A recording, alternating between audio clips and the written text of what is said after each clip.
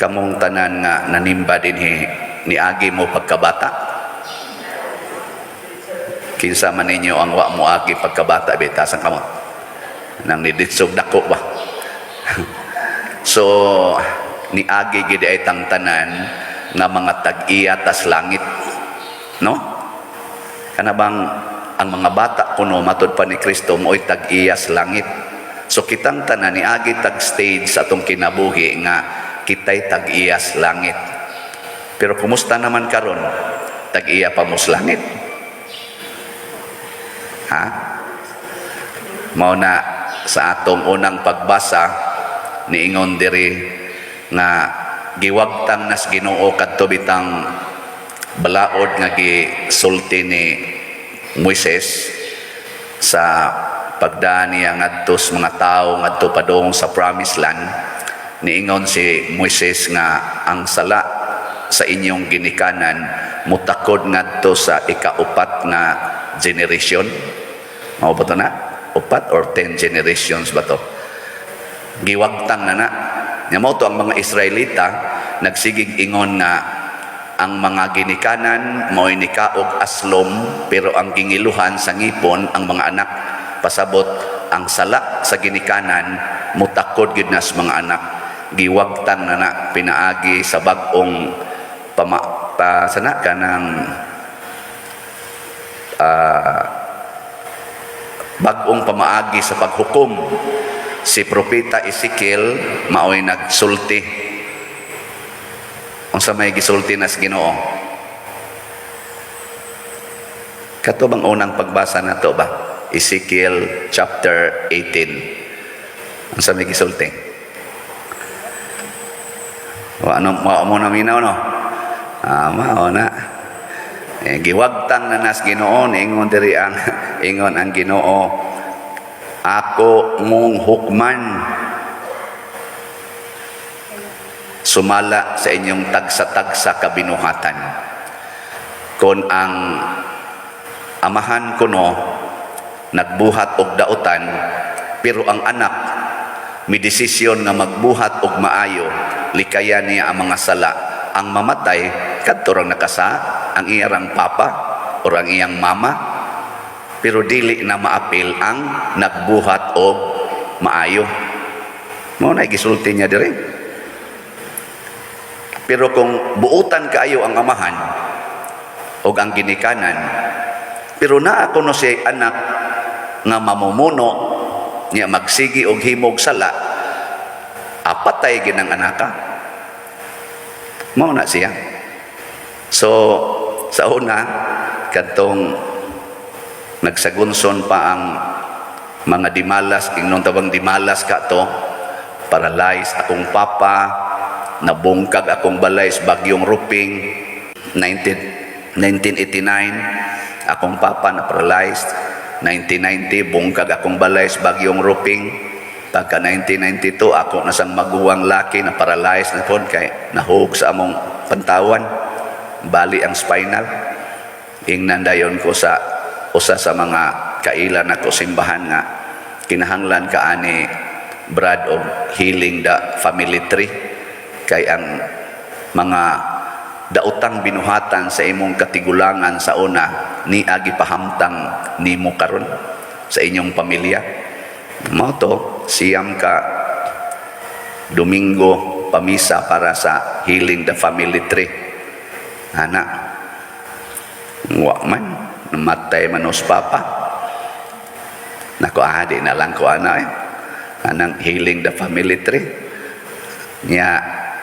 Ang akong giingon sa Ginoo, Lord, kon tinuod man na nga kining maong mga butang nga dili kay nindot buhat ni or epekto ni mga sala sa akong katigulangan, nya tuan na ron sila sa impierno, ibutang talang og imo kong gisilutan dawaton ko ni bahala nag-imo kong ibutang sa impierno basta higugmaon tagyud ka. Karon wa na masad to makuan, wa naman to madayon, buhi pa man akong maguwang, nahimo sa kong pare. Karon hinoon murag arang-arang na gyud kahimtang Ana. Nga naman, tungod kay ang pagbuhat og maayo, wa mag-agad, labi na yung dagko na ta, wa mag-agad sa binuhatan sa atong ginikanan or silingan. Pero pwede ma-influensya ta. Ma-influensyahan ba? Mao na, ato na ng challenge ang paghunong sa influence. Unsa may influence? Kanang batasan. Libakira kayo imong ginikanan, posible sang malibakira ka. Mahimo sa kang kana ganing marites. Posible sa nga ma-influensyahan ka sa ilang pagkakawatan, sa ilang pagkaisog, pagka maldito, maldita. Pero dili na pasabot nga automatic na siya nga din agin na mahunong kay mauna na isala sa imong ginikanan. Mauna punto diri sa Ginoo sa unang pagbasa. Kung kita mo desisyon na maghimog maayo, makabuhat kitag maayo, dili babag ang sala sa atong katigulangan. Ug mauna sa atong tubag sa Salmo, niingon ta, gamaa ang usa ka malinis nga kasing-kasing dinhi kanako o Dios. Unsaon paggama sa Ginoo sa malinis nga kasing-kasing nganhi nako, kon ang iya ding balaod nga ang sala sa akong mga katigulangan mo apiktar day nako, dili magama. Mao na nga ato ng personal commitment. Mao nang do natay gitawag og conversion. Unsaon man pag-convert ang tao, ibalik siya sa pagkabata. Mao na ingos Kristo, dili gani mo mahisama sa gagmayng bata, dili gyud mo makasud sa gingharias langit. Ibalik siya sa pagkagamay bata. Ngahilingi ana imong tupad. Ing na mamalik tas pagkabata na. Ing na. Ing na mamalik tas pagkabata. Dili nang kanang batasan nga mura nagway buot. Kana bang pagkabata. Ugon sa may kinaiya sa bata nga mo'y hinungdan nga makatag-iya gid silang langit, ang bata musunod gid na og unsay isulti sa ginikanan. Mao ginay first na kinaiyas bata. Ang bata di gid na masinupakon, gawas lang kun ma-influensyahan na siya magtubo, ma-influensyahan na musupak-supak na, pero originally gyud ang bata musunod gid na unsay isulti sa ginikanan. Mao na ang punto, mosunod ta unsay gisultis Ginoo. Panalitan na akay ginikanan nga napriso kay nakapatay. Unsa may imong buhaton isip anak, imong sundon na mupatay sa ka, dili oy kasagaran naton di ko mosunod ni papa oy kay mamumuno man to. Nya unsa may buhaton nimo para di ka mahimong mamumuno? Ang praktison ang pagpasaylo, ang pag-antos, ang pagdawat. Nya ang imong ginikanan nahimong mamumuno kay di gid to mosimba, di gid to magrosaryo. Magrosaryo na ka. Ana. Nya ron kun asawa ka, nya imong bana tuanas iyang kabit gapuyo. Unsa may imong buhaton? Unsa may sugo sa Ginoo na. Ingong Ginoo pasaylo ka og kapito. Ayaw kalaguti. Higugma lang siya, iapil lang iyang kabit og higugma. Makahimo ka na dili. Makahimo kun imong buhaton. Ngano di man kahimo? Pero kung magpada ka ng imong kinaiya, nga muro kanuhay ka og kanang dili bata, maghimo mo insist jud kas imong gusto, napatay ka diha. Maimpirno gyud ka, mamatay gid ang imong kalag.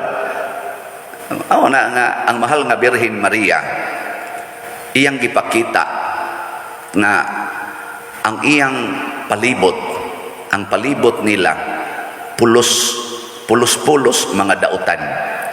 Gisayunan ka ana, ang iyang anak gibitay sa krus nga waysa. Pero unsa may gipakita sa mahal nga Birhen Maria? Dili siya magpa-influensya. Naminaw siya sa Ginoo. Hasta sa Kristo, wa sad magpa-influensya. Wa gyud sila masuko sa nagpaantos niya ug nagpatay niya. Makahimo ba ta ana? Dili. Oy, tubag. Sige, pangutana na imong tupad din. Kahimo ka na. Yung nakahimo ka. Moingon ka siya, dili. Na, impyerno hono na. Nagpadala na siya sa iyang tawhanon nga kinaiya. Makahimo ta. Nga naman, ang Ginoo maoy mugama nato og malinis nga kasing-kasing. Ang ato lang buhaton, musunod lang ta niya. Pila ra may pagsunod. Ganang pag-ingon higugmay mong kaaway. Ako bitaw, kadaghan naman ko kasuway nga naagi palaaway kaayo. May nagudunta kayong isukol, may nasang i-insist unta sa akong authority, isip pare. Pero mo desisyon gyud ko in my heart, Lord, sundon ti ka. Tudloi ko unsaon paghigugma aning animala ni. Ana. Kay mura na mag-animal, di naman mutahod og pare. Ana, perti naman kusugang mo daot sa pare. Ana, mo na ingon ko nga unsaon ako ni siya paghigugma. Tudluan raman sa kus Ginoo. Unya ang resulta, ana magka-usarasad. Naram day na. Pero nagpadapa ko, na guba ang relasyon. Unya, unsa may tan-aw nako diha, kada nako buhat ana nga kutob sa mahimo, maningkamot jud ko nga makasud og langit. Kay niagi baya ko pagkatag-iyas langit, kalisod na hinuon nga ma-forfeit ang akong right to be one of the heirs of the kingdom of heaven. Usa sa mga sumusunod sa gingharias langit, niagi ko ana nga stage, labi na gyud pagkahumag bunyag nako. Kamusad pagkahuman ninyo bunyag, tag-iya na mus langit. Unya lisod kaayog atong ihatag ngadto sa yawa ang atong kinabuhi nga para naman is langit. Muna balik sa pagkabata. Balik sa pagpaminaw sa sugo sa Ginoo, balik sa pagsunod sa sugo sa Ginoo. Bahala nagmag-antos ta, maghilak ta, or mamatay ta, sama sa mahal nga Birhen Maria nga porting hilak, sama ni Kristo nga namatay gyud. Og ato man ang agian, sama nilang Pedro Calungsod, San Lorenzo Ruiz. So be it. Pero ang importante, makasud tag langit. Nabitay ni ingon nako, Pader, angayan ba ning antuso nako ang akong puyo-puyo? Punaya naman kong kulata. Angayan ba nin akong antuson? Kamo, o kamo'y pangutanon ato. Iyang puyo-puyo, angayang antuson? Ambot lang ninyo. Kamu ko magpuyo-puyo. Ako din siyang giingnan. Ang pagpuyo-puyo, sala na nadaan, padung nakaanas impierno. Nya kung mag-antos ka, mura kag nag-antos padung sa impierno, mas maayo pag mag-antos ka padung sa langit. Buwagin ang imong kapuyo basta di ka pakaslan. Pero pakaslan gani ka sa simbahan, mauna ng panahon na nga rewarding ang imong pag-antos para niya. Awa na siya mo text na kung hangtod karon. Ambot ka niya ba katong gituman? Alam mo uban, ingon antuson ko lang gini kay laban ako siya. Pero asa ka mo padong? Sa langit o sa impyerno mo na ayaw lagi pagpakasala. Kung sala gani na inyong gibuhat, ayaw antusa. Kung saan man, biyai, hununga, mauna ng panahon na nga mag-antos ka para malangit. Dili kay mag-antos para maimpyerno. Sige, katapos ang lingi sa imong tupad. Na ang imo rong pag-antos makalangit o makaimpyerno. Sige kan, ingna kono basin ba? Why sanang kay bao ka? Ako siguroon ko gini akong pag-antos makalangit. Hala nag porting grabiha. Aron ta makatilaw gyud langit. Kay kita bayay tag-iyag langit. Ana niagi biya ta ana. So muna ato na siyang paningkamutan o sa tanang panahon sundo nato ang Ginoo. Mao bitaw na nga kining atong sigig pamaligyag slot dinhi, opportunity ginis pagpaminaw Ginoo. No? Na magiuban palingog-lingog lang pero na sa uban mo palit yun. O na gahapon ang atong halin niabot nag 1,777. Dako na. Pakpak. Salamat sa nagpatalinghog og naapay daghang slots na hibilin 53,223. Kani basin pag naidaghang mo patalinghog ani kaysa magantos mog tigom anang kwarta para las kalibutan, may pag inyo ng hotdog palit or ipalit na ninyo mga butang nga makapalangit, labi na giod sa pagtabang sa simbahan o pagtabang sa nagkalisod ninyong mga silingan. Manindog ta. Mga igsuon, walay usa nga makaingon sa Ginoo nga matuhuon siya kung dili niya bansayon ang pagkamapaubsanon. Busa uban sa mapaubsanong kasing-kasing moingon kita, Ginoo dungga kami.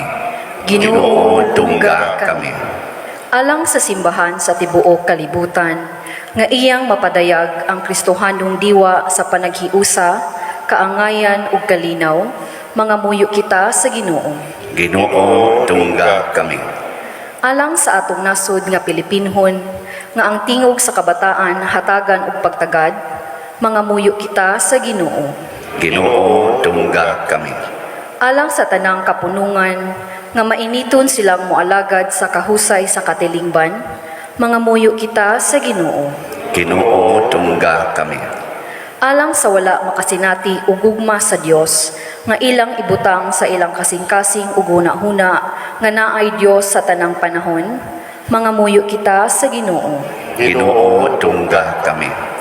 Nga imo untang isipon nga takos ug mapuslanon alang kanamo, nga ang halangdong Teofilo Kamumot mabayaw ngadto sa altar sa mga santos, mga muyo kita sa Ginoo. Ginoo dungga Kami. Alang sa mga proyekto dinhi sa atong simbahan, nga pinaagi sa pangama ug pagiya ni San Vicente Ferrer, magmalampuson ug mahuman unta sumala sa atong mga giplano ug gipangandoy, mga muyo kita sa Ginoo. Ginoo Dungga kami. Alang sa tanang mga benefactors ug donors sa atong simbahan, nga mihatag og financial ug lain-laing hinabang, ug alang sa mga nagtrabaho dinhi sa atong mga proyekto, nga hatagan unta sila sa Ginoo ug daghan pang mga grasya sa ilang kinabuhi. Malikay sila sa mga kadautan ug mulampos unta ang tanan nilang mga paningkamot, mga muyo kita sa Ginoo. Ginoo dungga kami. Alang sa mga nangamatay na nga makaambit na sila sa grasya sa kaluwasan, mga muyo kita sa Ginoo. Ginoo dungga kami. Amahan sa dakong gugma ug gahom, ikaw ang among paglaom. Busa dawata kining among mga pangamuyo nga gituboy nganha kanimo uban sa gugmak pagtuo, pinaagi ni Kristo among Ginoo. Amen. Amen.